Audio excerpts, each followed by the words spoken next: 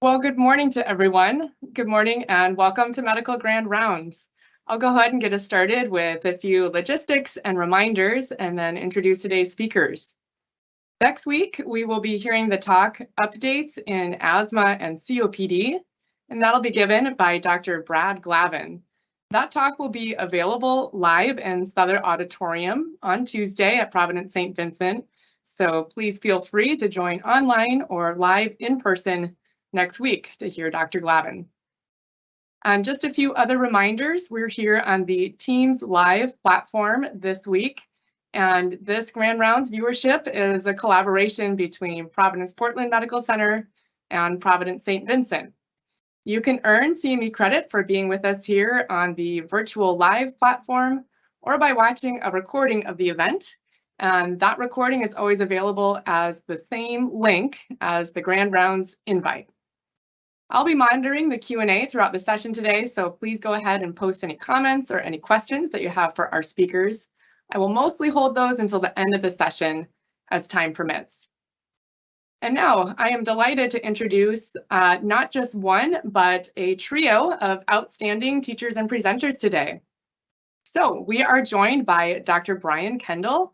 Dr. Kendall earned his medical degree from University of Washington before going on to do his internal medicine residency at our own Providence, Portland, and then fellowship in infectious disease and medical microbiology at the University of Utah, where he remained until returning to PPMC in 2015. And we are also joined by Dr. Jennifer Marfori. Dr. Marfori earned her medical degree from Virginia School of Medicine and completed her infectious disease fellowship in town here at OHSU. She's well known for her outstanding clinical care and teaching here at St. Vincent. And finally, we are joined by Dr. Leah Edwards. She earned her Doctor of Pharmacy degree at the University of Minnesota, and then did her PGY1 residency training at Presbyterian St. Luke's Medical Center in Denver, Colorado, and now is a Providence PGY2 infectious disease pharmacy resident and specifically assists in antimicrobial stewardship services for the Oregon region. So we will turn it over to our speakers. Thanks so much for joining us today. Thank you very much for having us here today to talk about our program, and I'll jump right in. Today I will be discussing a little bit about some basic antimicrobial stewardship principles, and then talking a little bit about current treatment of gram-positive infections. Dr. Marfori will then tell us a little bit about how COVID impacted antibiotic use, and then tell us a little bit about gram-negative infections and what's new there. And Dr. Edwards will tell you a little bit more about how the AMS program is helping your patients here in the Oregon region. None of us have any conflicts of interest to disclose. So as much as we'd like to believe that our teachings are permanent, we know that antimicrobial stewardship is continuous quality improvement. And this was demonstrated really well by Graham Forrest when he was up at OHSU. He showed that his work at the Maryland VA hospital resulted in a rapid and large decrease in antibiotic use and therefore cost. But when the program was shelved 7 years later, antibiotic use and costs increased immediately by $2 million in the next 2 years. In the Oregon region, we too have been saving money, and we've determined that we've saved about $2.8 million in 2020 alone through a lot of our efforts, which resulted in decreased antibiotic use, but also decreased hospital length of stay.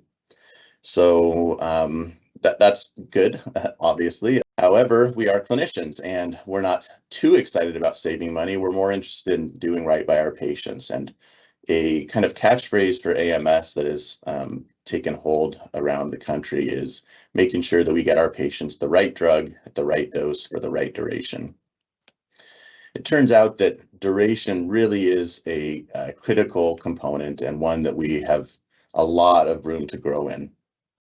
I like to think about this graph as a reminder of antibiotic use and a reminder that really that first dose is where you get your maximal benefit, and every day after that, the potential benefit of your antibiotics decreases. Of course, there's also a low risk of harm when you start a new antibiotic, and that risk actually does increase over time due to conditions like C. difficile. So at some point, continuing antibiotics just in case is actually causing more harm than benefit, and we need to try our best to stop antibiotics before those two lines cross. Brad Spellberg is the CMO and an IV physician at LA County Hospital, and he has done a lot of work. You can see his website here, and kind of coined the phrase shorter is better. And what he has done is collated all the RCT data that shows that shorter courses of antibiotics are equivalent in good outcomes and not worse in bad outcomes to longer courses of antibiotics. So he has this really nice table here. All the papers are referenced. But you can see here, there's actually 14 randomized clinical trials demonstrating that community-acquired pneumonia is treated just as well by 3 to 5 days of antibiotics as 5 to 14. You can look this over on your own time. There's a startling amount of data for shorter courses of antibiotics. One that always stands out to me here is gram-negative bacteremia. 7 days is as good as 14, but we still see 14 as a kind of standard in some centers. I have a favorite accidental study result. This is from a trial published in 2008. Daptomycin is a gram-positive antibiotic that was trialed initially for skin and soft tissue infections and pneumonia, as many new gram-positive antibiotics are. What we didn't know at the time is that daptomycin is actually inactivated by surfactant in the lung and does not have activity in the lung and should not be used for pneumonia. Despite that, many patients had a lead-in with a different antibiotic in the first 24 hours before being switched to the daptomycin arm. And those patients, having received less than a single day of active antibiotics, still had a 91% cure rate. So if 1 day of active antibiotics for CAP gets a 91% cure rate, 3 to 5 days is certainly adequate for the vast majority of patients. Dr. Spellberg has also spearheaded this efforts to get people to think about expected duration, and his hospital has a document that says how long they expect you to treat individual conditions that are common and well studied. And this is published and available to the staff. We used a similar document in a project with Brandon Temte, one of our former chief residents, who's now a critical care fellow. And we looked at whether using an expected duration and a note at the time of transfer out of the ICU would lead to a decrease in antibiotics in a chaotic time when there was a provider change. And we did find that this information, when initiated from the ICU by the docs that at the time knew the patient best, did lead to a decrease in broad spectrum antibiotic use. Dr. Temte is working to get this published currently. So while the duration is still the low-hanging fruit in antimicrobial stewardship efforts, we do have to eventually discuss getting the right drug. I'm going to talk a little bit about some gram-positive organisms and the antibiotics we have now available. I'm happy to tell you that there are some tools that can help us to de-escalate antibiotics appropriately. None of us want to miss a MRSA infection. We know that these are severe and have severe consequences. In 2020, a group at the VA looked at, in the VA system, looked at 500,000 VA cultures and determined that if a patient had a negative nasal gnat for MRSA colonization in their nose, that was tremendously high negative predictive value for finding an eventual MRSA infection, 96.5%. The lowest was 93% for wounds, but it was universally a high negative predictive value. If you don't have a positive MRSA gnat for nasal colonization, very unlikely to have an MRSA infection. You'll be glad to know also that we have confirmed this data here in Oregon. So we looked at not quite 500,000, but over 4,000 patients and excluded pre-op swabs and found almost identical numbers. I apologize, some of the formatting was lost on this slide, but over 94% for all conditions, and the lowest is again wounds at 94%. More good news in the MRSA front is that we actually have a number of effective drug options currently. Vancomycin remains our workhorse antibiotic, but daptomycin is now off patent and much cheaper. It has some advantages over vancomycin in that it's once daily and doesn't require checking levels. but some limitations as well. The previously mentioned inability to treat lung infections, as well as some other rare adverse effects. Linezolid, another formerly expensive antibiotic, is off patent and is particularly useful in that the oral formulation is highly bioavailable and equivalent to IV dosing. This antibiotic is limited by cytopenias, which occur quite frequently when patients take this antibiotic for more than 14 days. So it's not an antibiotic we use when we anticipate 4 to 6 weeks of needed coverage. Ceftaroline is a new cephalosporin that we think of as having a spectrum like ceftriaxone plus MRSA coverage. It's a very effective antibiotic, especially when you need to cover additional organisms, but does not cover Pseudomonas or Enterococcus. And we try to reserve this antibiotic for situations when we can't use the other antibiotics. You may have seen us using a drug called dalbavancin. This is a real game changer of an antibiotic, and it is a glycopeptide similar to vancomycin with similar broad gram-positive activity, but it has a very long half-life, resulting in a need to dose it only about every 14 days. There's a number of different ways to dose it, but it lasts for quite a long time. This has been very useful in patients who need prolonged IV therapy but cannot stay in the hospital or get outpatient IV therapy. It is, of course, a very expensive antibiotic, but our former ID pharmacy resident, Megan Greco, looked and found that when you factored in hospital costs and administration costs, it was similar to vancomycin in many situations. And this has resulted in a pilot project by Amy Deckett here at our hospital, coordinating infection treatment with opioid dependence treatment. And has allowed a lot of patients to get out of the hospital quicker and yet complete necessary antibiotic therapy. When don't we need to treat MRSA or cover it empirically? Well, this is just a reminder that cellulitis remains a streptococcal infection. If there is no purulence, no pus, no abscess, then you do not need to cover MRSA empirically. We also see sometimes wound infections admitted and called cellulitis. We think of these differently. Wound infections certainly can have a different spectrum of colonization and infection, but if there is no wound or skin breakdown, there's no gram negatives, and the vast majority of cellulitis can be treated with cefazolin. It's important to be good at treating group A strep infections, as we are seeing some signal that there may be an increase in these infections post-COVID, invasive strains of group A streptococcus.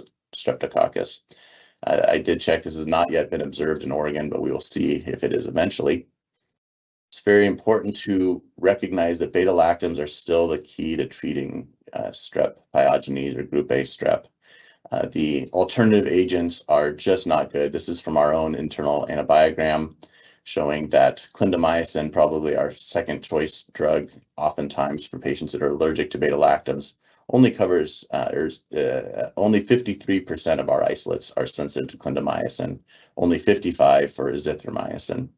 So if you have a patient with a group A strep infection, they need a beta-lactam, and you need to dive into that history of allergy if present to determine if it really is significant. Our last gram-positive we'll discuss is Enterococcus. I want to discuss it because of some changes in our lab urine testing. Just a little reminder, Enterococcus and Enterobacter are very different bacteria, but I get curbsides regularly conflating the two, and you will get very bad curbside advice if you tell us one when you mean the other. Enterococcus in the urine is a little bit interesting. We know it does cause some urinary tract infections, but this is another favorite study of mine, where the researchers evaluated women with cystitis symptoms, and they did a catheterized specimen culture. These are graphed on the y-axis, and then immediately afterwards did a midstream clean catch specimen and graphed these on the x-axis. So for known uropathogens like E. coli, you get an approximately diagonal line, and the colony counts are similar in the catheterized and the clean catch specimen. But when they looked at Enterococcus, despite high colony counts in clean catch specimens, there was very few that had any colony counts in the bladder itself, raising the question of whether Enterococcus was a bystander or possibly causing urethritis without cystitis and requiring minimal antibiotics. So when you have low colony counts of Enterococcus, think about whether your patient needs antibiotics at all. However, sometimes you do need to treat it, and our lab recently stopped reporting susceptibilities to Enterococcus from urine cultures. And there's a very good reason for this, and that reason is that amoxicillin is essentially always the right drug choice. Enterococcus is defined as resistant to penicillin at MICs of greater than 16, but this is based on achievable concentrations of penicillin in different body compartments. Vancomycin-resistant Enterococcus has a mean MIC to penicillin of 128, so quite a bit higher than that.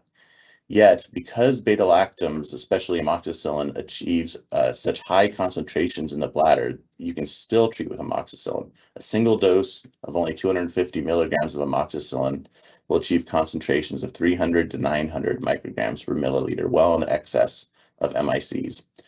So for these cystitis cases, amoxicillin really is your best choice, and you need to ask for susceptibilities only if your patient has a true allergy to penicillins. I should remind you, though, that the levels are not as high in the kidney, so therefore you should request susceptibilities in patients where you think they have pyelonephritis and not simple urethritis or cystitis. And just so you're aware, we are, of course, since this change, monitoring, and we have found no increase in treatment failures, readmissions, or relapses since making this change, and we have seen a large increase in use of amoxicillin to treat Enterococcus. So that's all I have for you today. I'll let Dr. Marfori take over now. Good morning, everyone. My job this morning is to give an update on the gram-negative landscape. We'll talk a little bit about COVID-19 and its effect on gram-negative rods, a brief mention of our antibiogram in 2021, and then I want to focus on a couple of specific topics, notably AMP-C production. There's some new data, some new classification to be aware of, and most importantly, some new resources that are easily available to you to help you manage these infections. We're going to spend a couple of slides talking about cephalosporins in the urinary tract, and then lastly, a wrap up about IDSA guidance documents for a larger swath of gram-negative infections. So COVID-19 really was the perfect storm for antimicrobial stewardship. There was a 15% increase in antimicrobial-related infections and deaths in hospitals in 2020. And it's estimated that about 80% of persons hospitalized from March to October of 2020 received an antibiotic. And we typically think that about 50% of hospitalized patients receive antibiotics, so a major increase. The other problem is that we really don't have a lot of data. There's delayed collection of information, leading to really large gaps in where we need to shift our focus. There are a variety of pathogens that CDC is keeping track of. A lot of them we really just don't have information about. These include drug-resistant Shigella, resistant Group A strep and Group B strep infections. And then for those that we do have data on, there were pretty striking increases in resistance. These range everything from Candida auris to carbapenem-resistant Acinetobacter, multi-drug-resistant Pseudomonas, etc. And it begets the question of really what is the big issue stemming from the pandemic? Like, is gram-negative resistance going to end up being a bigger problem than COVID-19 itself was? And the literature is just peppered with case reports detailing this. Just in the last couple of months alone, I'll bring to your attention a couple of drug-resistant issues. This was a health advisory network issued from CDC on February 1st.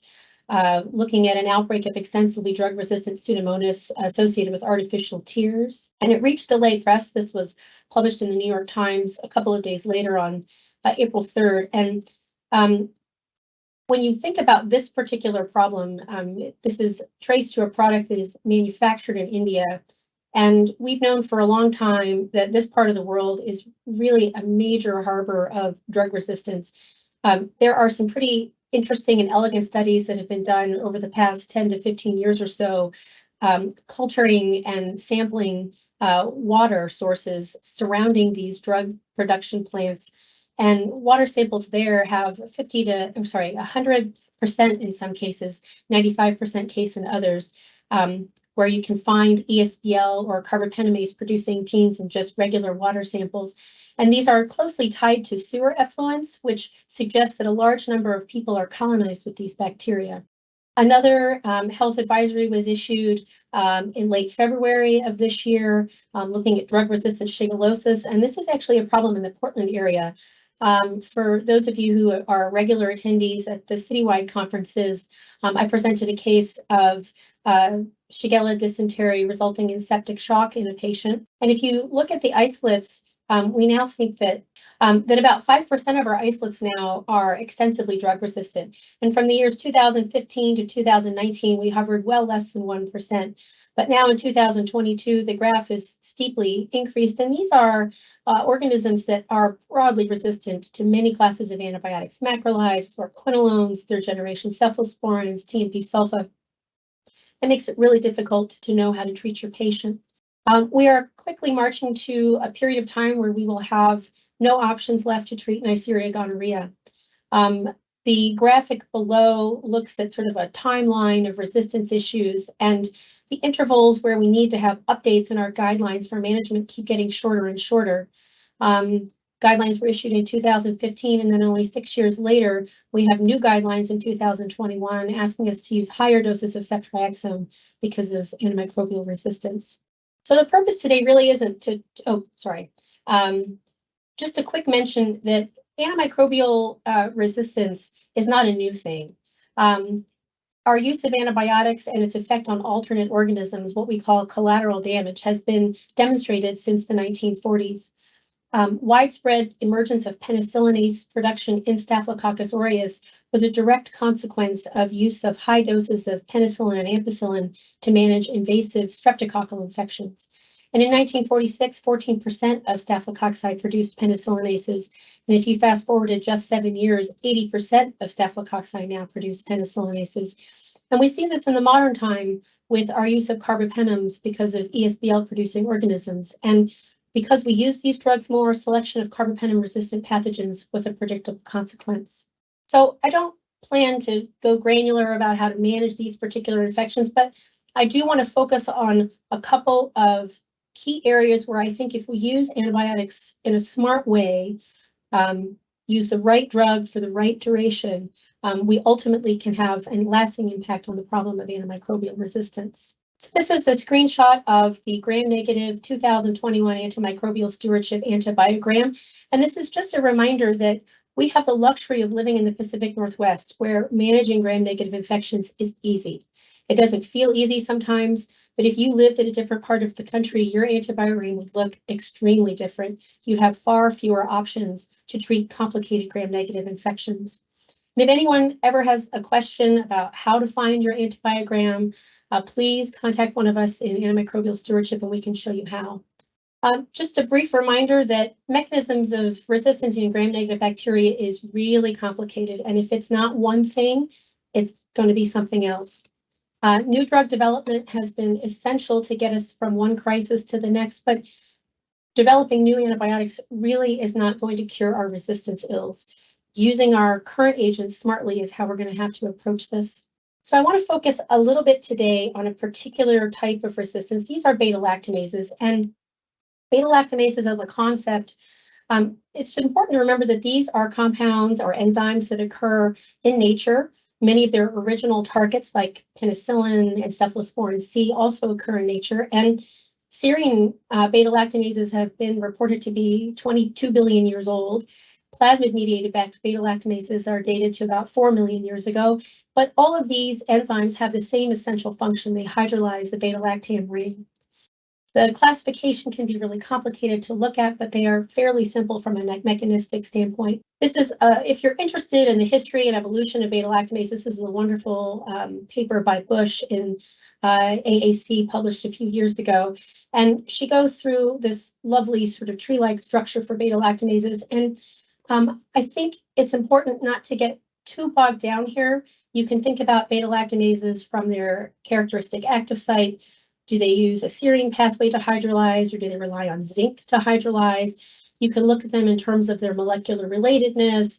What are their substrates? What are their inhibitor profile? And From a clinical standpoint, I think this is less important, but this is really important information for the microbiology lab. The micro lab is responsible for helping us know when these things are present, and this is where all of that detail really becomes important.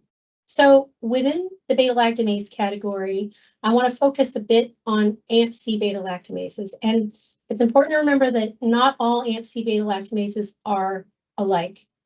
Many groups of gram-negative organisms have AMP-C beta-lactamases. For example, Pseudomonas does, Klebsiella does, but the ones I want to focus on here are within a very specific group of organisms, and these are the inducible chromosomal beta-lactamases. Beta-lactamases of the AMP-C variety come in three basic forms.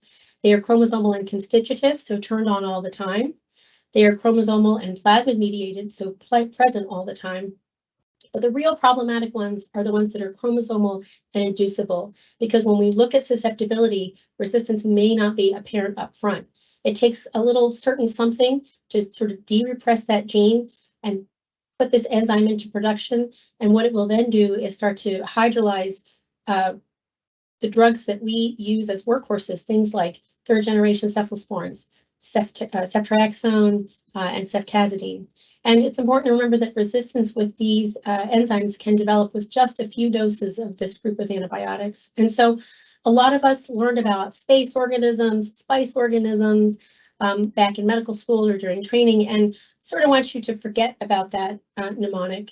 And instead, we want to focus on three big organisms: Enterobacter cloacae, Citrobacter fundii, and Klebsiella aerogenes, which is, you know, I forever remember Kleb aerogenes as Enterobacter aerogenes. They are the same thing now.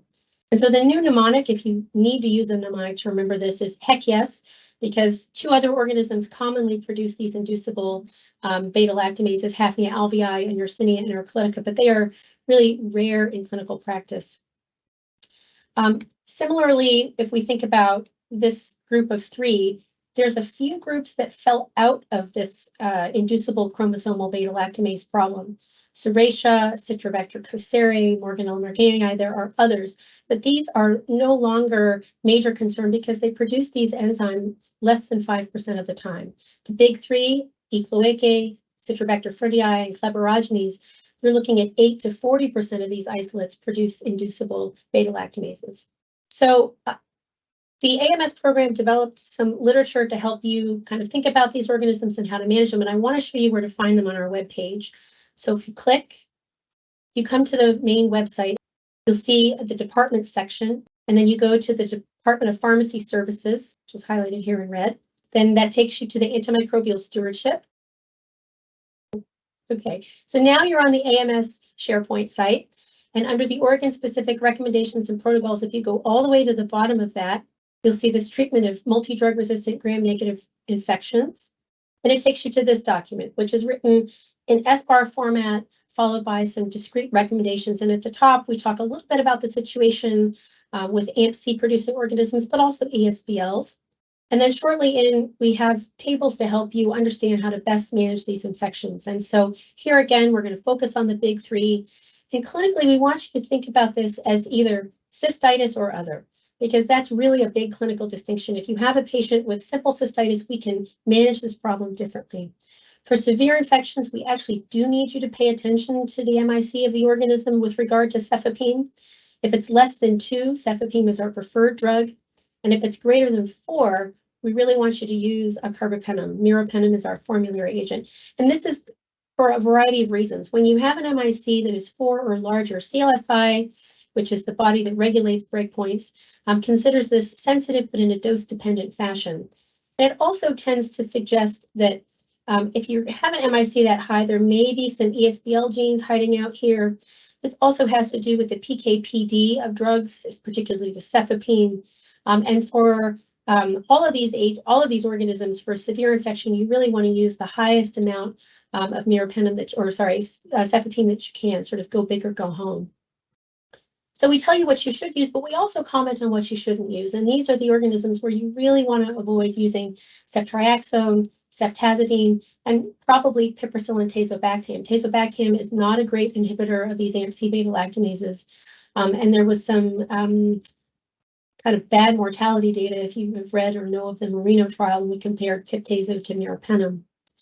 But if you have cystitis, really oral antibiotics are the way to go here. Many of these organisms are susceptible to nitrofurantoin or Bactrim, so those are the drugs you want to use. And if the case is really uncomplicated, you could get away with just a couple of doses of ceftriaxone, ceftazidime, or piptazo, but you can expect resistance to develop after just a couple of days. Just a brief mention that we also have information about ESBL-producing organisms. I don't want to belabor the point, but this is also part of that document. So shifting gears to cephalosporins in the urinary tract, this is an email that I got a few months ago from a trusted colleague at St. Vincent's, and I literally cut and pasted what she wrote to me. And her essential question is, if I can't use amoxicillin and I can't use fosfomycin, Bactrim, or nitrofurantoin, what next? Should you use Keflex, and if so, why? What do we think about cefodoxime and ceftonir in terms of penetration? And then are quinolones really no-go, or are they, okay? So here's a screenshot of a common E. coli. This antibiotic report may seem expanded to what you're used to. The starred antibiotics are suppressed for most clinicians, but ID docs and AMS pharmacists can see them. But this is a pretty typical isolate. It's resistant to ampicillin, but susceptible to cefazolin with the most common MIC, which is less than 4. But it's sensitive to macrobid and Bactrim. And so those are really the drugs that you want to use. But if you can't, you have to think about what your other options are. So here's a couple of resources that I just grabbed. To the right is this long, messy, and unreadable diagram from Up to Date. But to the left is our Antimicrobial Stewardship Program outpatient guideline. This is available in that same area where the previous document that I showed was on the web. And here we really recommend cephalexin as our cephalosporin in the urinary tract to go to. And here are some of the rationale for that. So you can look at, if you look at pharmacokinetics and their parameters for beta-lactams, we really think mostly about a couple of things. Time above the MIC, and that's largely impacted by bioavailability in your Cmax, what's your peak concentration of the drug. And if we look at cephalexin next, you see that it's 90 to 100% bioavailable. And I'm going to pick on ceftonir here, click next. It's only 21 to 25% bioavailable for these common E. coli's. So if we look at percentage of time above the MIC for beta-lactams, for cephalexin, you really reach your targets for these MICs of 4. And you can look at cephalexin dosed at standard 500 Q6 or 1000 Q6, which is really what we need to use if we're going to try and penetrate the upper part of the urinary tract. If you look at ceftonir, you really don't need it. So my answer to her was essentially, Keflex is your drug of choice for uncomplicated cystitis if you can't use amoxicillin or any of the other agents. It's not that you couldn't use the 3rd generation cephalosporins, but they're really poorly absorbed. I did check GoodRx, and they are largely more expensive than Keflex, and there really is no major benefit over cephalexin. I do acknowledge that dosing can be a bit of a pain. To take something 4 times a day is no fun. But these are antibiotics that you should be using for a very short time anyway for uncomplicated cystitis, few days. And just a quick word in here about Cipro. It's one of those situations where it's not medically wrong to use it, but it probably falls under the category of just because you can doesn't mean you should. You have better options.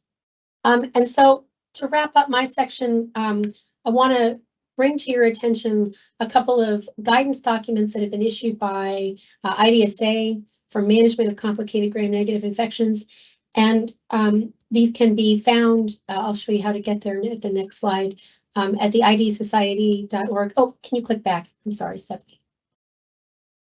There are 2 versions. I'll show you how to get there at the next slide, but I want to emphasize that these are not guidelines, and these are considered guidance documents, and that's largely because we no longer use the grading system for the recommendations. So randomized controlled trials really are small, infrequent in this space, but we really need ways to help clinicians manage these infections better. So these guidance documents are designed to be nimble, they're designed to be updated frequently, and really it's a comprehensive review of targeted literature, both pharmacy literature, so PK/PD, microbiologic literature, and clinical literature based on decisions about how to manage them based on clinical review from an expert panel of clinicians and pharmacists. So this is how you find them. If you go to the ID Society homepage, in the upper left, you'll see guidelines. If you click there, you'll come to a page that is loaded with guidelines. You're going to have to scroll down a bit. You'll see the AMR Guidance 1.0, and this is a document that addresses ESBLs, carbapenem resistance, and difficult to treat Pseudomonas. AMR Guidance 2.0, this one contains information about AMP-C producing Enterobacterales, so what we spoke about today, CRAB or carbapenem resistant Acinetobacter, and Cenotrophes multifilia. So I chose to kind of highlight the document that would have addressed what I spoke about earlier today. And so this is what you'll come to. And you can see that it's arranged in a series of expandable sections, so you can kind of go right to the question that you're looking for. And there'll be some introductory information, and then all of the information that you'll be presented is in Q&A format, which I think is actually really helpful and really easy to use. The other thing that's really important about these documents is that there are dosing recommendations. And dosing beta-lactam antibiotics in particular is no longer sort of a one-size-fits-all. You can't plug in, Pip/Tazo 3.375 Q6 for normal renal function and assume that you've got it covered. And so there's a lot of detail about which drug to use at which dose for which indication. It's enormously helpful. I reference this all the time. And so I will wrap up now and hand over presentation to Dr. Edwards. All right, great. Thank you so much.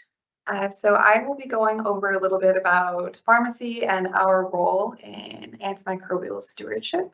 So I'll talk a little bit about our pharmacist interventions, which is our direct patient care and how we track that.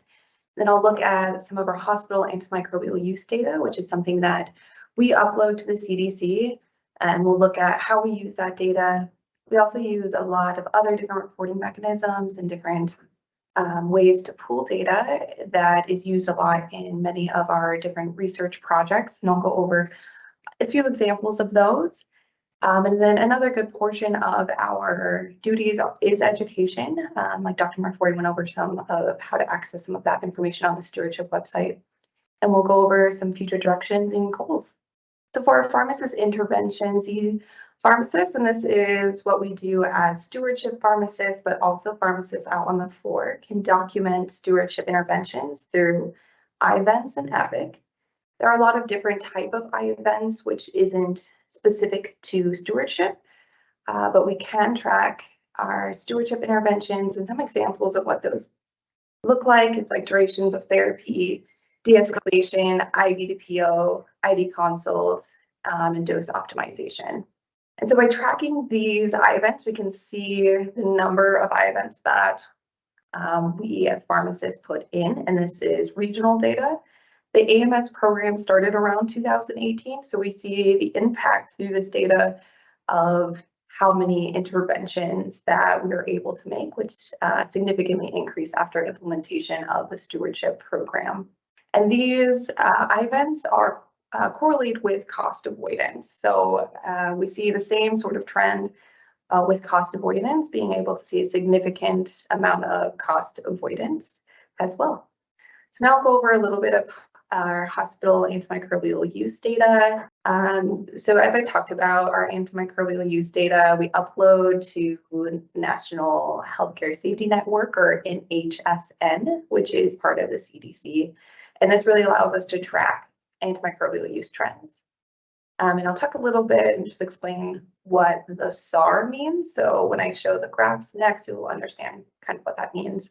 So the standardized antimicrobial administration ratio, SAR, is a summary measure of antimicrobial use, comparing reported antimicrobial use to the predicted use by a reference or baseline population.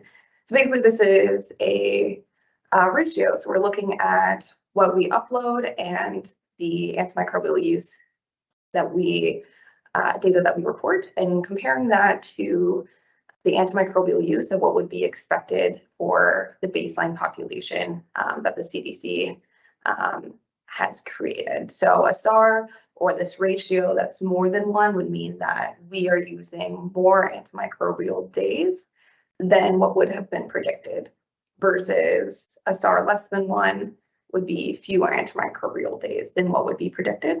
So generally, like if we're looking at broad spectrum antibiotics, we're looking for SARs less than 1.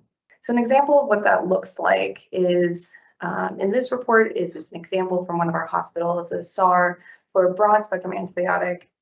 This one is specific for hospital onset infections for adult medical, surgical, and surgical ICUs.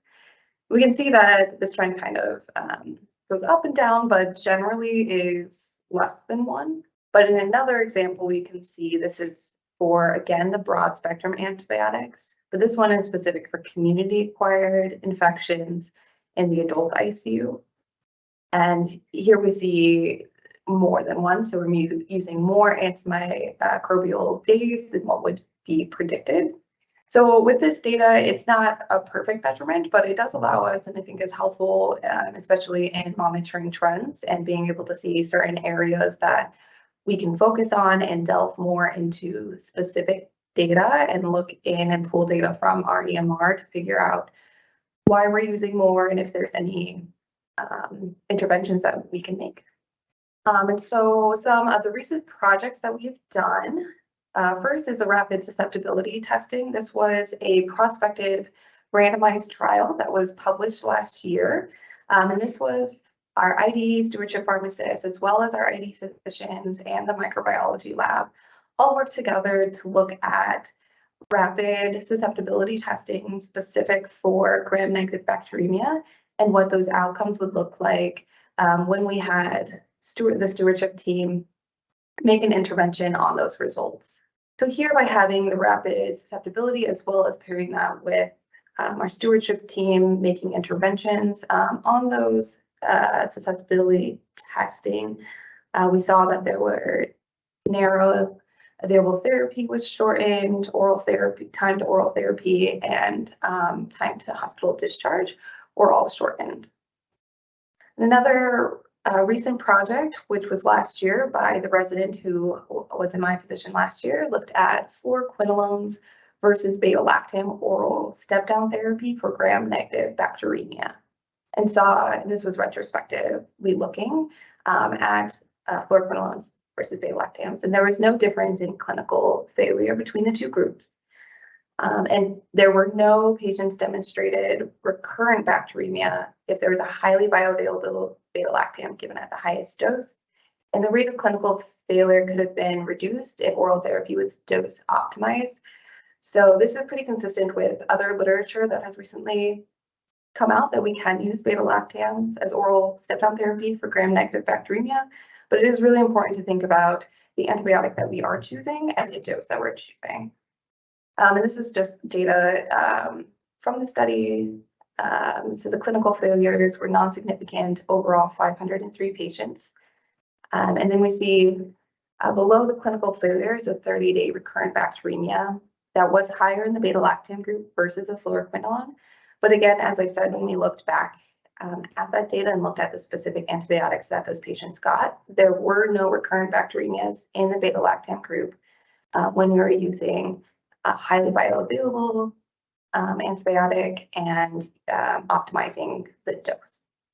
And a third example of a project that we've done recently, this was also retrospective, and this was done by one of our pharmacy residents that looked at pre and post empiric guidelines. So the stewardship group created empiric guidelines with recommendations for empiric antibiotics for a variety of conditions.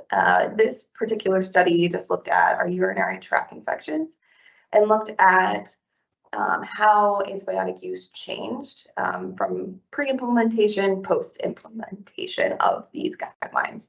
So the rate of empiric ceftriaxone administrations for UTIs increased versus the Zosyn decreased. So this is the specific data. Looking at that, so we saw a 2.3% increase in ceftriaxone, which is our recommendation, and that's what we wanted to see, and saw a significant increase versus a decrease in Zosyn by 1.77%. We also looked at other antibiotics that did have some variations in change between that time, but they were all non-significant. And so I'll just list some future directions. So we do want to target IV to PO and reduce length of stays. So in one way that we're hoping to do that, we do have a collaborative practice agreement that's antibiotic optimization per the stewardship team for patients with enterobacterales bloodstream infections. And this is already approved, but it's not implemented yet. And this would allow us to automatically switch to PO antibiotics specific and uncomplicated gram-negative bacteremia from a urinary source, which is a very specific population, but probably one of the most common that we would see. And this allows us also to select, again, the best antibiotic choice, as highlighted in one of our projects. And some other areas are guidelines and expectation documents. We will consistently and over time make more different guidelines, educational documents, but some examples of things that we are currently working on or have recently done is an ICU antibiogram specific for the ICU and treatment recommendations, Deaf Aureus bacteremia expected practice documents, and we're updating the adult and pediatric empiric guideline recommendations. And then lastly, another example of something we have a goal for is penicillin skin testing. Currently, we do have a penicillin allergy protocol and skin testing collaborative practice agreement that is approved, but we haven't done the penicillin skin testing part hasn't been implemented yet. So we are hoping to do that. As part of this collaborative practice agreement, there is a part for amoxicillin oral challenges. So you might have seen that already. So we're just continually trying to expand that to make sure that we can get patients appropriate antibiotics. Now we're at the end, so we can take any questions. Well, thank you so much to all three of our speakers. That was just a tremendous wealth of information covered. I'll allow for some questions to flow in and perhaps get us started. Beginning from late in the presentation, and feel free to respond, Dr. Edwards or any of your speakers. Perhaps too situation specific, but I wondered for our audience, as you're talking about using a beta-lactam orally to finish up treatment of gram-negative bacteremia, can you give any specifics to what are the most recommended beta-lactam antibiotics in that situation? Yeah, absolutely. Go ahead, Leah. Yeah. Sure. So of course that will depend on what our susceptibilities are, of course, but using that, we do use amoxicillin, Augmentin can be appropriate, Keflex can be appropriate. Oral and beta-lactams in that setting that probably would not be appropriate is ceftonir. And as we talked about, that it's because it does have such low bioavailability. And although we do think of it as like the oral equivalent to ceftriaxone, that's not always true, and certainly isn't true by a PK/PD standpoint. So we're really not going to be able to meet our targets if we're using ceftonir because of its poor oral bioavailability. And that's also probably true with cefpodoxime. So really our third generation oral beta-lactams would not be an optimal choice. I'll just tag a little extra onto that, if I might. There was a really interesting talk given at our ID week last year from a ID clinician and microbiologist at the University of Virginia. And this was a huge pet peeve of hers, the use of third generation cephalosporins for bacteremic urinary tract infections. And she chose to fix the problem by reporting cephalexin in their susceptibility report. She's able to do it because of some nuances in her lab and some machinery that they still have, but by essentially sort of showing the clinician like, oh, you can use cephalexin, they were able to drive down use of third generation cephalosporins for that indication. And, if you think about your antibiogram, there's cephalosporins that we report out are not the ones that are in pill form, they're IV only. So I just thought it was a really unique way to do that. It would be really cool if we could do that here. I'll have to ask Dr. Preston about that. But yeah, if you're going to choose a cephalosporin for bacteremic issues, Keflex is probably the way to go. Great, thank you so much. That's incredibly helpful and such an important teaching point today on the oral third-generation cephalosporins. Just to piggyback on that slightly, since you're talking about using cephalexin for treatment of simple urinary tract infection or cystitis, can you just comment on duration of treatment for cystitis with cephalexin? 3 to 5 days, 5 days max. You don't need more than that. Yeah, I'm not going to say too much more if others have, commentary about that, but shorter is better. And your patients tell you that they feel better after a couple of doses of antibiotics. And so, we have these dogma and ID like 3 days, 5 days, 7 days, 10 days, sometimes 4 days is appropriate. So, I always say 3 for really uncomplicated cystitis, but 5 would be the absolute max. Great, thanks so much. Another question here, talking about reporting from the lab on our culture results. Dr. Marfori, you alerted us to the EC, the 3 bacteria that we might most think about for AMP-C production.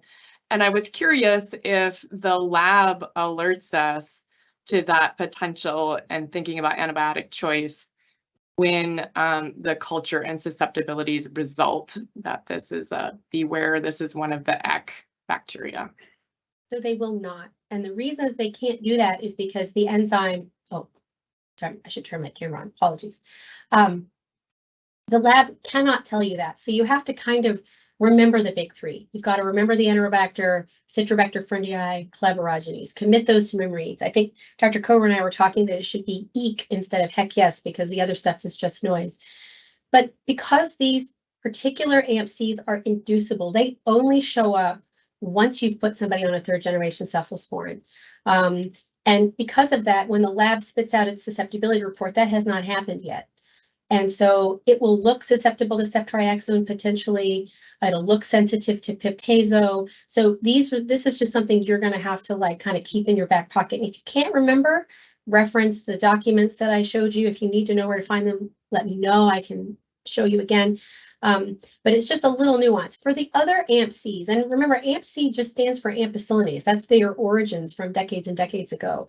AMP-Cs are present in all kinds of gram-negatives, Pseudomonas, other Enterobacterales, but the big difference there is that they are expressed constitutively. So when you have a Pseudomonas that produces an AMP-C, right, the lab, it's already on. So when the lab runs its susceptibility testing, it's going to show you that it's resistant to ceftazidime or ceftriaxone, if that's the mechanism by which it's resistant.